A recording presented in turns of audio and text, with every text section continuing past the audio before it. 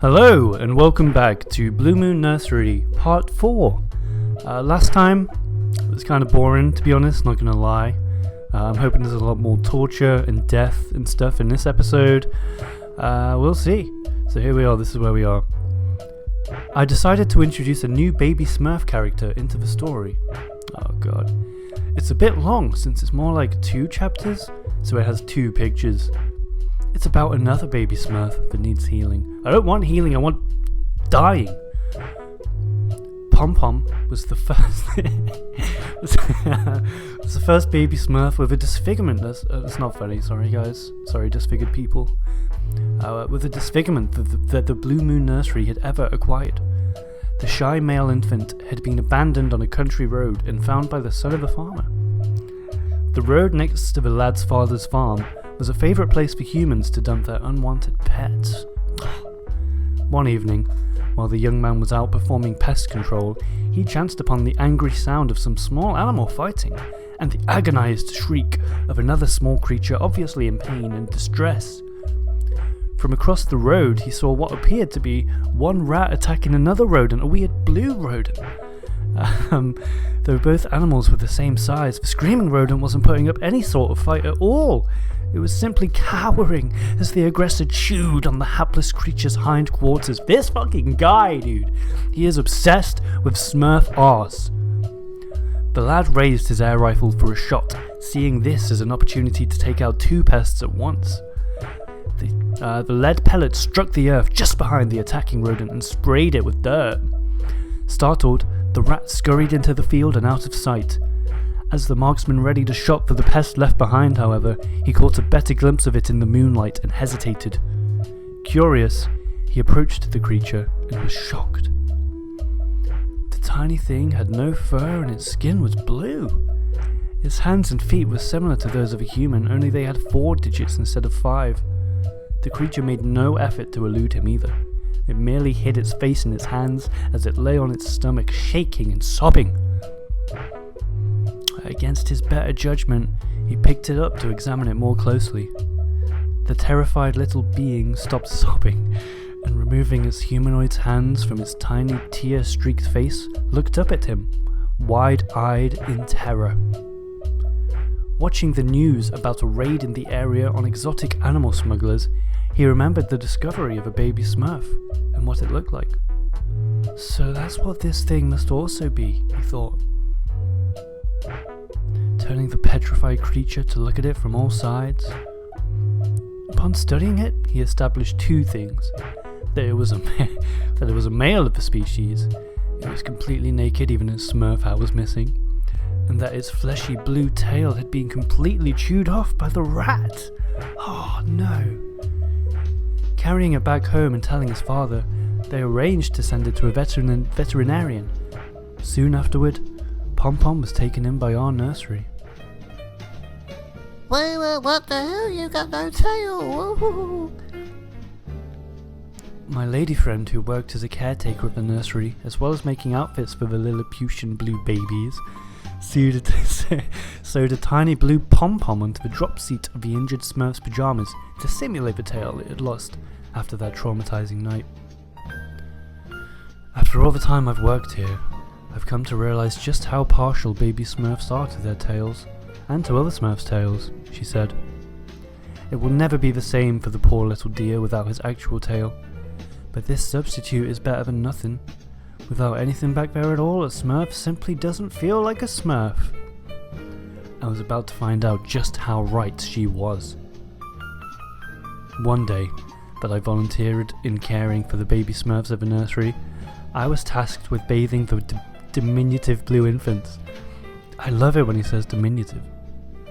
I'd never actually seen Pom Pom without his PJs on. It was my friend's day off and she was undoubtedly enjoying it with her baby Dewdrop. I brought Blueberry with me. Strawberry reached out with her tiny arms to greet me with a hug when I entered the room.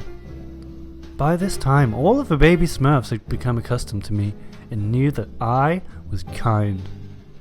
I took down a clipboard with tasks to be completed and decided that bath time ought to be gotten out of the way so that the little creatures could play, nap and eat for the rest of my shift. I'd become quite nifty at peeling off a baby Smurf's pyjamas, but when I got to Pom-Pom, the little creature squeaked and struggled in desperation. At first, thinking nothing of it, I stripped him naked and set him on the counter as I began to fill a miniature bathtub. I was so engaged with getting the water to the proper temperature that I'd failed to notice what was transpiring between Pom-Pom and the other baby Smurfs. They were staring at him, and his rear end in particular. While every Smurfling seemed to realise that Pom-Pom lacked a tail, actually seeing his naked posterior was still always a spectacle. Feeling the gaze of his peers, the morose little blue creature first sniffled and then burst into tears of misery as he clutched one of the bathtub toys, a tiny waterproof Smurf doll. Even he was ruefully staring at the misshapen stump that used to be his plump little tail. When I finally turned to look, baby Pom-Pom Smurf was sitting in a puddle of his own tears. I hurriedly picked up the poor thing and washed him as fast as I could, pulling his PJs with the false tail back onto him before I cleaned any of the other baby Smurfs. Later, as I drove home with Blueberry blissfully nestled in my coat pocket, I thought about little Pom-Pom. I began to wonder if there might be a surgical procedure that could at least restore the semblance of a Smurf's tail to the pitiable tiny being. There he is crying, holding the fake Smurf toy, dreaming of his tail. Oh. In the next chapter, we'll see if there actually are any surgeons that even know about Smurfs, and if anything can be done for Pom-Pom. I hope this surgeon fucks up Pom-Pom. I just want something interesting to happen in this story, please. Vic George, 2010. I want my little tail back. Vic George, Westfield, I think that's Michigan, USA. Cat and mouse games really aren't much fun for us mouse types. Empath, from Empath, the Bandit Smurf. Should we read that, guys? Ravenchild. Ah, so sad. Poor little Smurfling. Very good illustration of a baby crying. Smurf in hand. I considered Pom-Pom's misfortune. At first I had wondered if my own Blueberry Smurf could heal him, like he had miraculously mended Dewdrop's troubled heart. The magical wee Smurfling, however, had made no move to help, seeming to be as puzzled at his tailless peer's predicament as any other of the nursery's blue little inhabitants.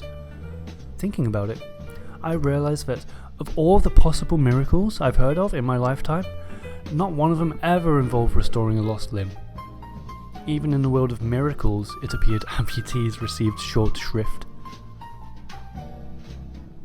After making a few phone calls to various veterinary clinics, I finally found one that would actually examine Pom-Pom and see if he could receive a prosthetic tail. Taking Pom-Pom to the clinic, I let him ride in my coat pocket with Blueberry. My own adopted baby Smurf had become used to the noise of the car's engine, but Pom-Pom hid at the pocket bottom, trembling and whining most of the way. The examination was even worse. Pom-Pom squirmed frantically in the grasp of a veterinarian as the naked little creature was poked and prodded with all sorts of devices. Finally came the good news. Yes, I believe we can restore his tail through a technique known as tissue expansion. We can insert a small silicone balloon expander back there, under the skin, and gradually fill it with salt water over a period of time. The Smurf's skin should gradually stretch and grow, making the balloon roughly the same shape as the creature's tail. It can then be left in to keep the tail's shape. That's what the surgeon said. Over the next few weeks, I ferried Pom-Pom from the Blue Moon Nursery to the veterinarian and back again for his treatments. Though the procedure was not nearly as uncomfortable as true surgical restoration would have been, unfortunately a mere fraction of the price, Pom-Pom still screamed whenever his new tail was accidentally bumped against another baby Smurf. It would never have the pleasant sensitivity of his original tail, but the taut blue skin was still rather sore at this stage. I discovered that baby Smurfs have an alarmingly low pain threshold. Oh fuck. Oh god. Oh, it's gonna be sick. No doubt these tender little blue beings were never ever meant to be hurt in the first place. Unfortunately for the Smurfs, the world itself was becoming an increasingly cruel place. When I brought Pom-Pom back to the nursery for the last time, I gently set the soft little blue infant down amongst the other baby Smurfs, his new tail poking through the drop seat of his baby PJs. My lady friend had removed the pom-pom that once served as his tail and namesake, affixing it to the top of his little Smurf hat instead. We'll always call you Pom-Pom. Aww.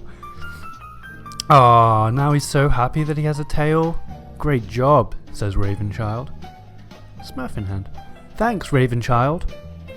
Papa Smurf, smiling emoji. I couldn't just leave Pom-Pom without some kind of happy conclusion. Squeaky Smurf. Adorable chapter, Smurf in hand. And what a relief seeing another lovely baby Smurf rescued despite that terrible attack. And with a new tail. Now he's very happy, and so are we. Keep on smurfing, my friend. Smurf in hand. Thank you so much, Squeaky, smiling Papa Smurf emoji. Soon I'll be rescuing yet another baby Smurf. Fuck off. In a 4-part, 4-picture story, I have 2 drawings already complete. The baby is a runt. It's a bit smaller than even the other baby Smurfs and hopefully very cute. The poor thing will go through a lot of hardship. But trust me, it will end well. Vega. Who the fuck's Vega? Hello, Smurf in hand. I've been reading all chapters of your story, and I must say that they are really great. Especially that last chapter with Pom-Pom. It was very adorable. Because I like reading while listening to music, I believe I found a music background for the chapter with Pom-Pom. This one might be for the beginning, and this one for the end. I'll have to listen to those and see if maybe that'll be the background music for this video. I guess you'll find out. Smurf in hand. Vega. I truly enjoyed that. Not only am I touched that you cared to find fitting theme music for the story, but I now know of some new music. You've exemplary musical taste. Vega. Thank you very much, smiling Papa Smurf emoji. I'm glad you enjoyed it. I just love Enigma, and I just thought that those 2 musical compositions will perfectly fit your new chapter. If you would like to, I could find some other music background music for your future chapters. Best regards. Cool Smurf. I'm really enjoying your story, Smurf in hand. I sometimes treat my Smurf figures like baby Smurfs, put them in my pocket or purse and take them with me to different places. Awesome. What's this? Sweet Smurf 2. I'm here, still longing for Smurfette. I just like the chat. Sorry. Next page. Chapter 4, the 4-part chapter about another new baby Smurf being adopted and going through hardships. Let's see this. Gonna be very interesting. It does take a little minute to load. If you would like to subscribe, if you want to see more of this shit, I'm gonna make other videos too. I released one the other day about Sonic Crossworlds. Very good game, but it does have one flaw. Oh, fuck off.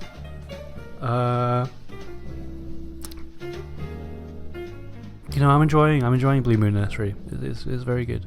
It's very, very adorable, very heartwarming. Hopefully there's more.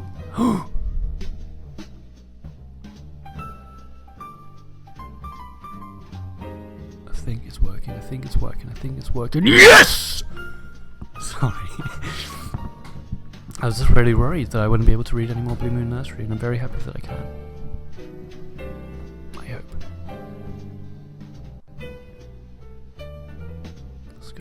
What's going on? Bye, Smurfs. Bye, Smurfs. Figurines. Smurf facts. Fun. Smurf forum. I hope we're all looking forward to the Smurfs 2 coming out soon. The Smurfs 2 movie is going to be a good one. I heard even better than the first one, which was very good.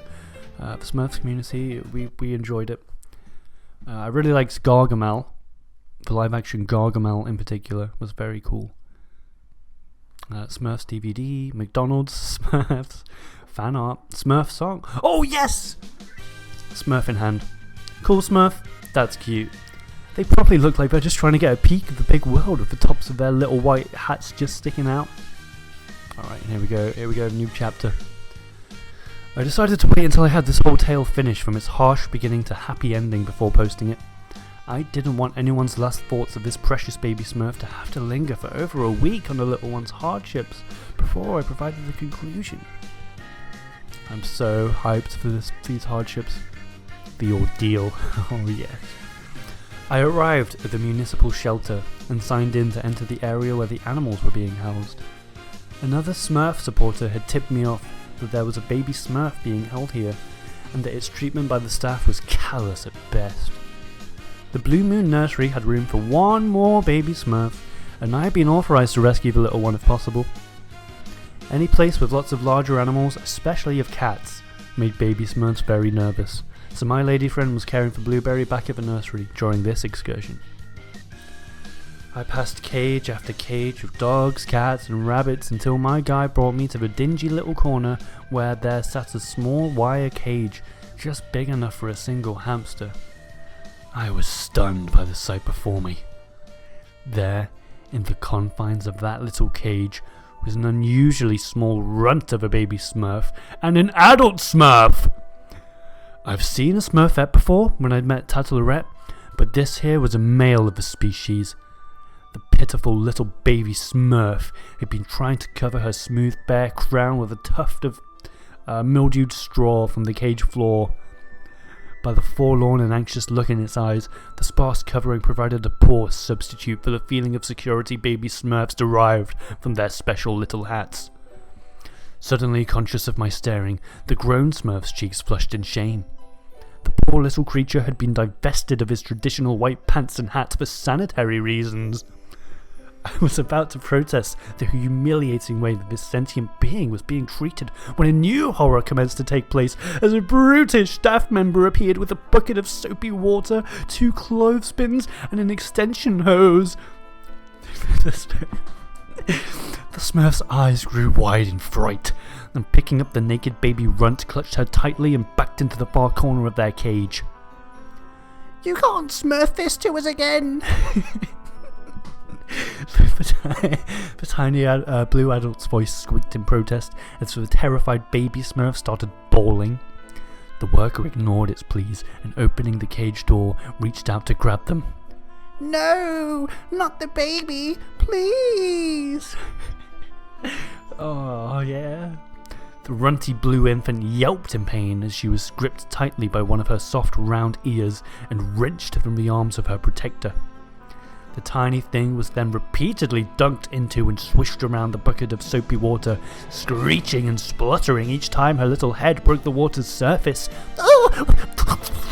Oh! And then when a little Smurfling was lifted out for the last time, it was affixed to an overhead piece of twine by a clothespin clamped onto her tender pea of a tail. The adult SMURF was grabbed next, squirming as he was subjected to the same routine, except that a piece of string was used to bind his wrists behind him, holy shit, and he was hung by his bulbous fleshy nose. I couldn't even begin to imagine how painful it must be for the SMURF's big tender nose to be so tightly clenched by that clothespin. The adult male SMURF's tears flowed freely as he sobbed in abject misery. The wee little baby SMURF's hysterical squeals tore at my heart.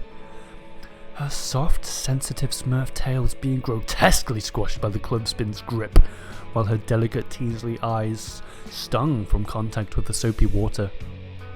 Finally, the man pulled the trigger on the hose spray's head, and aiming it, drenched the miserable little blue creatures with ice-cold water. He then tugged down each of the wet, shivering SMURFs and dropped them back into their cage. As the baby's crying died down to a pathetic whimper, I spoke up. I need to take this baby SMURF to our nursery. She can't survive the treatment in here. I didn't dare overtly protest further. I wanted no red tape from these people to impede my rescue effort. My guide responded. The baby is going to a pet store tomorrow. They've already signed for it. He seemed to anticipate my next question. I don't know which shop, except that it's local. I left the shelter and immediately began looking up addresses and phone numbers of every pet store in the area. I wanted to make sure I found the poor little Smurfling before someone bought it. Most people didn't realise how much care a baby SMURF required, and after the novelty wore off, they were usually dumped at shelters like this one. I thought about the adult SMURF. There wasn't much I could do for him at the moment, but While my guide was distracted, I dropped a paperclip into the Smurf's cage. It had a simple looking lock on it, and perhaps the Smurf could open it. What, so it just runs out of the cage and gets eaten by a dog or some shit? Anywhere had to be better than that place. No, leave the baby alone. Oh no. If you're just watching this video, there's a picture here of them being hung up. It's horrifying. From cage to cradle. Around the corner, I heard a sharp rapping on glass punctuated by someone barking, "Freak!" followed by adolescent chortling. I rounded the corner too late to catch the culprit. It was late afternoon, and the window belonged to the last pet shop on my list. On display, inside a hamster cage, was the obvious object of a teenager's torment. Startled by the sudden noise, the bewildered little baby Smurf runt had tightly curled into a quivering little blue ball. The shop owner had decided to tie a single pink bow about the little thing's tail. Entering the shop, I immediately inquired about purchasing the diminutive creature. As it turned out, while several patrons had been curious about the runt, no other offers to buy it had yet been made. Money exchanged hands, and I left the store with my new pet. I had to leave it locked in the wire cage during the drive to the nursery, lest the poor creature panic and crawl underfoot while I was trying to drive the car. Reaching the nursery, I set the cage down on the examination table. The nurse removed the little blue rodent, not a rodent, it's a Lilliputian, and examined it thoroughly. The runt was kept in isolation for a couple days while its bruised tail healed, and my lady friend sewed it some especially small clothing. In the meantime, I checked back at the animal shelter and discovered that the adult Smurf had somehow unlocked his cage and escaped during the night. I hoped he'd eventually make it safely back home. It was known that some birds would allow Smurfs to ride them. It's very cool. Very cool Smurfs lore. Over the next 2 days' time, the traumatized little being learned not to fear the humans of the nursery. It would probably always be a little skittish, but the time had at last come to properly introduce her to her new home. The other Smurf babies crawled and scooted over to the tiny runt as I set her down in her lovingly made little pink outfit and hat. Curious squeaking ensued as teensy blue hands gently grasped the newcomer's plump nose and tail. Having been accepted by the other babies, the little runt was soon crawling and tumbling about on the thick playroom carpet with the others. Their happy little baby Smurf noises and giggles filled the nursery. When nap time came, the little runt tried clumsily to climb into a small wicker basket where Blueberry already lay. I slipped my finger beneath her soft little bottom and gently lifted her until she rolled headfirst inside with a squeak. Tucking the little one beneath the blanket with Blueberry, I stepped away. Blueberry turned towards his new napping companion and began to softly coo as he nuzzled the runt's cheek with his soft blue nose. The little Smurfling appeared to truly enjoy his affection. Her adorable wee blue face beamed with happiness, and she began cooing as well, in a sweet little way I'd never heard from any baby Smurf. When the two Lilliputian infants finally drifted into a peaceful slumber, I noticed them holding hands. It's the new pet craze that's sweeping the nation. Baby Smurfs! Dress it up, change its diaper. It's like a real baby, only pocket-sized. Pets' clothes, toy and accessories are optional and sold separately. That's not good, that's not cool. Treating a baby Smurf like that, fuck. As Ravenchild said, those poor little Smurfs. Sad Smurf emoji. A cute pic of Blueberry and a tiny infant Smurfing though. Sad. Okay. Big George 2010. That's so cruel to have them clothes pinned like that. Vega. That was very cruel to treat those Smurfs like that. Your story is getting more and more interesting. I agree, the crueler the Smurfs are treated, the more interesting the story gets. What music am I supposed to use for that story, Vega? Can't wait to read further chapters. Smurf in hand. I appreciate all the feedback. part with the clothespins was emotionally difficult for me to illustrate. Revealing what insensitive brutes some humans truly are makes the importance and urgency of a Blue Moon Nursery's mission very clear. I haven't yet decided on a name for the Smurfling runt. Some ideas are Sugar Plum, Sweet Pea, or Button. I'm open to suggestions on it. It needs to be an especially endearing little name to reflect her extra small size. Squeaky Smurf. Cool Smurf, how pleasant knowing about your care to your little ones. It's as if you were showing them how awesome, wide and wonderful our world can be. Due to its beautiful places, of course. Right? My goodness, Smurf in hand. Those brutal employees from the municipal shelter. Shelter? Plus that evil teenager makes Gargamel himself look like St. Francis of Assisi. Gargamel emoji. Luckily the rump baby Smurfette was saved from that hell. I also hope the grown Smurf shall manage to get back to his beloved village, far away from heartless humans like those people. Blackface Smurf emoji? Like, what the fuck? And yes, I imagine how distressing it must have been for you to draw those tortured little Smurfs, as well as the pet baby Smurfette. Oh! On the other hand, it's so delightful seeing Blueberry sharing his cradle with his cute new little pal. Very good pics. You really got to pass such an emotion in each of them. Keep on always smurfing. Ravenchild. Whoa! That's cool as fuck. Look at that. Hey, Hand and Smurf. Your last chapter inspired me to draw this pic, and it is fucking sick. It's like, I don't even know, gangster Smurfs? Like, pet shop, jailbreak Smurfs? It reminded me of one of the chapters from the Smurfette village when Tuffette confessed to Hefty that she was nearly a science experiment when a human captured her when she was but a Smurfling. If Mama Smurf hadn't come to her rescue, she would have been stabbed by a large needle. Because of that experience, Tuffette became afraid of any needles. I had the idea that she'd be the leader of a band of escaped Smurf from these so-called nurseries. Their mission: to break in and rescue mistreated baby Smurfs and take them to the safety of a Smurf village. Enjoy! That's sick. Big George 2010. Ouch! That picture really gets the point across that Tuffette won't let anybody mess with a baby Smurf. Ravenchild. Thanks, Big. Squeaky Smurf. Wow, Raven. Such a great idea. Perhaps the adult Smurf who got away from that pseudo shelter should join the rescue group and help to save baby Smurfs. I loved this pic. Good job, my friend. Raven Smurf. Thanks, Squeaky Smurf. Smurf in hand. I really appreciate that you were so inspired, Ravenchild. Thanks. Your drawing skills are of course exemplary, and I'm flattered that you'd add this to this spread. I especially love the fiercely protective look on Tuffette's face as she gently but securely embraces the dusty and weakened blue infant. Your picture really gets the point across.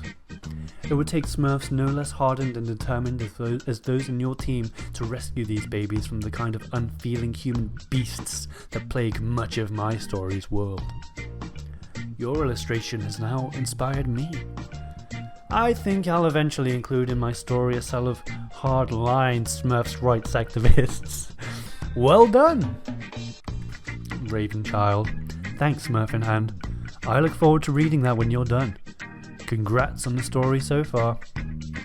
Vega. Ravenchild, your fantastic pick has inspired me to help find a musical background for it. When a Smurf finds himself in a world of heartless humans, it's like he has been conking on forbidden doors. And you can be sure that this knocking was heard. Ravenchild, great song, Vega. I really enjoy listening to Enigma. He just likes Enigma. He's just posting Enigma songs. I don't know what that is. I'm assuming it's a band. It's like he does not look for songs that especially fit. He just goes, what's my favourite Enigma song right now? Ravenchild, great song, Vega. I really enjoy listening to Enigma. I'm glad you like the pick too. Take care. Oh, there's a new chapter. Do I keep going? Do I keep going, guys? I kind of want to check out Ravenchild's website as well. Maybe even the Tales of Mythoral Facebook page. Oh, what do I do? We can check them out at the end. Let's read this chapter. Let's read this chapter, guys. Let's fucking go. During the following several weeks, our newly rescued baby Smurf runt had become the darling of the nursery. The sweet tiny being loved to rub noses with the normal-sized blue infants. Its tiny, squeaky voice was so endearing that the nursery staff never tired of hearing it. The fragile, undersized Smurfling was treated with the utmost care, even above and beyond the extreme gentleness we already afforded each baby Smurf.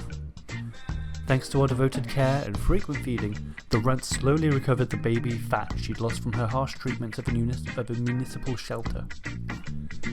She had an extra small baby bottle just for her little hands from which to drink fresh, squeezed Smurf berry juice. Most of the time though, one of us would carefully hold the bottle for her, patiently waiting for her to finish, regardless of how much she dialed between her noisy, messy slurps and gulps. Dallied, sorry, not dialed. As some of the laboriously prepared fruit juice dribbled down her chin, it was wiped away with one of the soft, organic cotton napkins that my lady friend had made for the wee blue babies. And here we have a picture of Blueberry and unnamed small child baby Smurf. The baby Smurf runt loved to rub noses with the normal-sized babies. Oh. Whenever the lovable little runt became upset or frightened, myself or another nursery staff worker would speak to it in soothing tones and cradle the soft, warm creature in a cupped hand. Taking its plump, pea-sized tail between thumb and forefinger, it would be given a series of little squeezes. We'd gently roll the soft, supple extremity betwixt our fingers and caress it. In response, the precious baby creature would lower its head, close its eyes, and emit a happy cooing and gurgling noise. Oh. The baby's tail is very tender, and must never be pinched or treated roughly. Gently stroking a baby Smurf's sensitive little tail is often all that's needed to soothe the wee Smurfling, if it's ever scared or upset. Frequent daily stroking is required. What we of the nursery loved most though was to just tickle the little thing. The magical tinkling of the creature's laughter never failed to delight us. We'd use any excuse to hear that precious Smurf's merry laughter. After her diaper change, the wriggly little creature would be rolled onto her back, and after poking its soft little tummy, someone would always tickle the extra sensitive, parchment-thin, light blue skin of her underarms. She'd let out a gleeful squeal and try to protect the ticklish spot by crossing her tiny limbs while rocking back and forth and giggling hysterically. The light blue skin of a baby Smurf's underarms is exceptionally thin and sensitive and must be touched very gently. It's also very ticklish. The tiny Smurfling's runt blue flesh was by far the most tender. There you can see Smurf in hand tickling basically the armpits. I don't know why you have to say whatever the fuck he was saying. Parchment thin light blue skin of her underarms. Just say armpits, bro. Holy shit, there's a lot of text. This is gonna be sick, bro. Guys. On this particular afternoon, the little ones were playing a popular game of hide and seek. I've heard of that one. With a playful squeal, the runt dove into a pile of the nursery workers' uniforms scheduled for the washer, which I just set down for a minute. The runt hid quietly in the heap without my realization. He's gonna get fucking fucked up in this washing dryer, man. I gathered them up into my arms and carried them to the laundry room. I set the pile next to me in front of the dryer while I emptied the washer of its recent load, the Smurf's diapers. Somehow, the curious little creature had climbed into the dryer from the mound of clothes sitting before it. Without looking, I tossed in a sizable armload of the Smurf's recently washed little diapers. Each baby Smurf required an unbelievable amount of diaper changes per day if it was to be kept clean, dry and happy. Neither was the noxious odour of a baby Smurf soiled diaper for the faint of heart. Only a truly loving person could shoulder the burden and properly care for the fussy, vulnerable little creatures. Our constant toil to keep the baby Smurfs happy and healthy was only possible because of our love for the little creatures.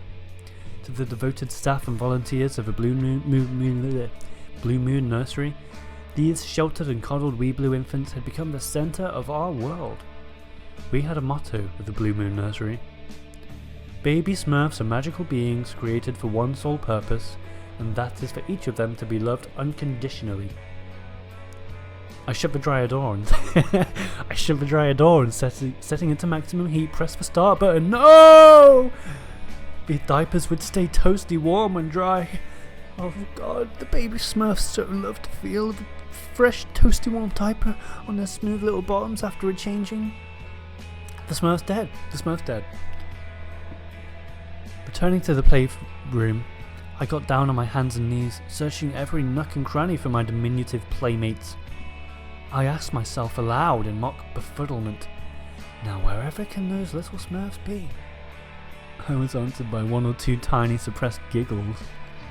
Every time I found a little blue body crouched behind a stack of alphabet blocks or under a cradle, the wee ones squealed as I exclaimed, "Gotcha!" and tickled their noses, ears and tails. Systematically locating the hiding baby Smurfs, I picked them up one by one and set them down in the playpen. Some of the simple little creatures actually believed themselves sufficiently concealed because they had merely hid their eyes with their wee hands. Their endearing naivety made me chuckle. I'd found all but one of them. The latest addition to our little family, the female runt. I wondered why I hadn't found her yet. Was there some place I'd overlooked? Whereabouts had I last seen the dear mischievous pipsqueak? My blood froze with apprehension when I finally became conscious of a previously unheeded thumping sound emanating from the dryer in the adjacent washroom. Diapers did not go thump in the dryer. Later on, we'd play back a recording from the baby monitor in that room during the accident's investigation. Just audible above the rumble of the clothes dryer's rotating drums, we heard the runt's frantic screams from within. Before the air had eventually become too stiflingly hot to breathe, that is. Each panicked, tortured cry was abruptly cut short by a dull thump. The wind must have been knocked from the screaming little creature's lungs each time she banged into the dryer's hard, scorching interior. Holy shit! This is like, have you seen the Saw movie where the guy, is like, has to crawl into the oven? It's like that, but Smurfs.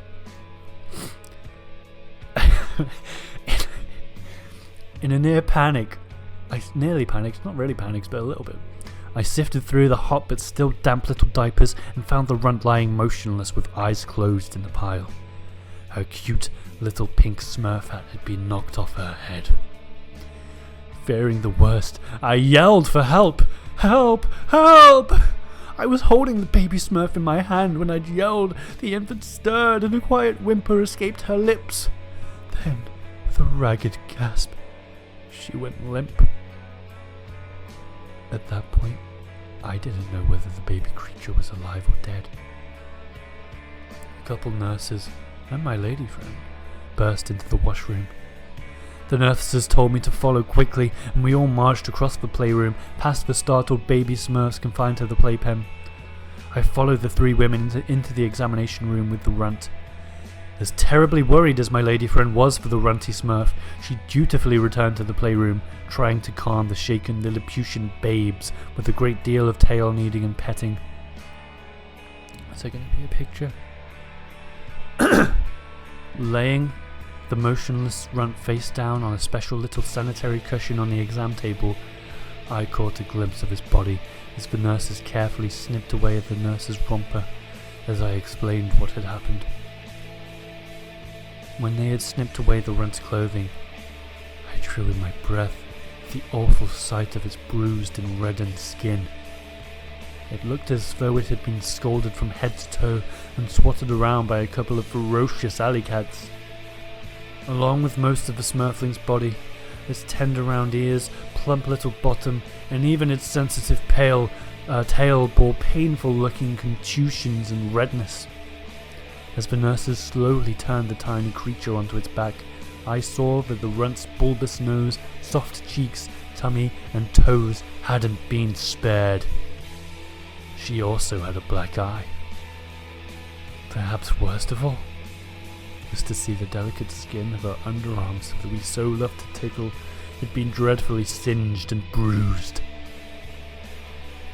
I was dismissed, enjoying my friend in soothing our wee charges. The other Smurfs, including Dewdrop, Pom-Pom, Strawberry and Blueberry, were quite alarmed. Blueberry in particular seemed to sense something was very wrong and proved inconsolable. My baby Smurf's incessant whining heightened my own anxiety. The exam room's door opened just enough to show one of the nurses' faces. Her expression was inscrutable, and all she said was, "You'd better take Blueberry and go home." That was the longest drive home I'd ever had. Halfway through the trip the sun had set. Blueberry hunkered down, hidden in my coat pocket, and whining the whole way as I tried to soothe him. I kept a hand in my pocket with him to comfort the anxious creature, gently squeezing and stroking its quivering little blue tail. Oh God.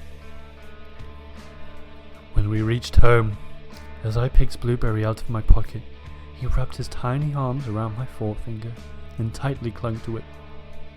I tiredly eased into a rocking chair, and sitting my baby Smurf down on my lap, I rocked the chair, with the tiny blue infant still clinging to my finger. At some point in the night, both of us must have fallen asleep. Oh! Oh! Oh no! Oh, oh no. Raven child. Oh, hope the tiny little Smurfling will be alright. Really good chapter. You really like that one. Vic George 2010. Oh, she looks like she took a bit of a bruising in that last pick. You think? Vega. It must be very scary for a Smurfling to be put in a dryer.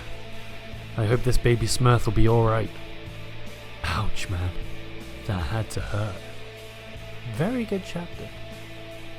I agree, very good chapter. Very good chapter. Squeaky Smurf. Such a moving chapter, Smurfing Hand. Oh my. How much the poor little thing must have suffered inside the dryer after all those things she'd already gone through. Good work. You too. I forgot to tell you that your picture is very good too. Poor her.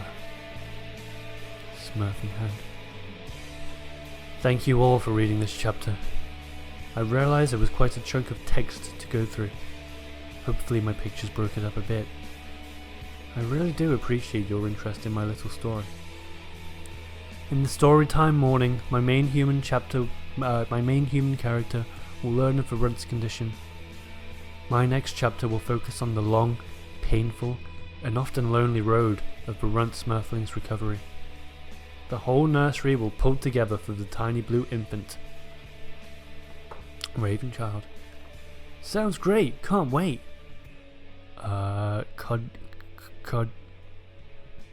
Kajinka Sketchet? Never seen them before. The suspense is killing me. I hope the little tyke pulls through. They're apparently the village nutcase. From everywhere! Squeaky Smurf. Oh my, so do I. We'll see if there's any more comments on the next page before the next chapter. But I think that will be it for this one. We're gonna have to wait a little while for this to load. Hopefully not as long as last time. But that was a crazy chapter. That was what I wanted. I want more of that.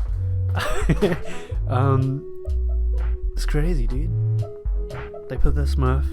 They didn't put the Smurf. The Smurf accidentally got in the dryer and got burned and thrown around.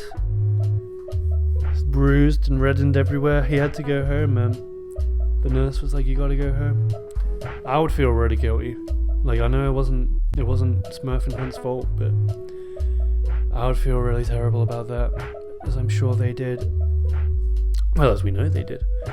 For the longest drive home they've ever had. That was an intense one, guys.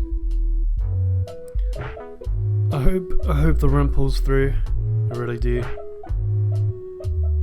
Hope they don't die.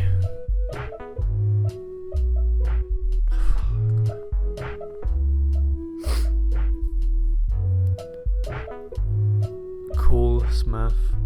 Poor little Smurf. And that's it. That's the only comment we get. So that was a good use of my time. Oh, God. And that's everything, guys. God, I hope you'll come and join me for part 5, where the rump recovers and then probably gets fucked up even more after that. Thank you for watching, guys. It's getting good. It's getting good again. Very hyped for the next chapter. As you can hopefully tell, my I'm doing this more often now. Hopefully, I want to do this fairly frequently. I want to like just kind of consistently-ish do YouTube stuff at the minute. A little bit of this, a little bit of that. If there's any other weird little stories you want to see me cover, just let me know, because I enjoy doing this. Thanks for watching, everyone. Keep on always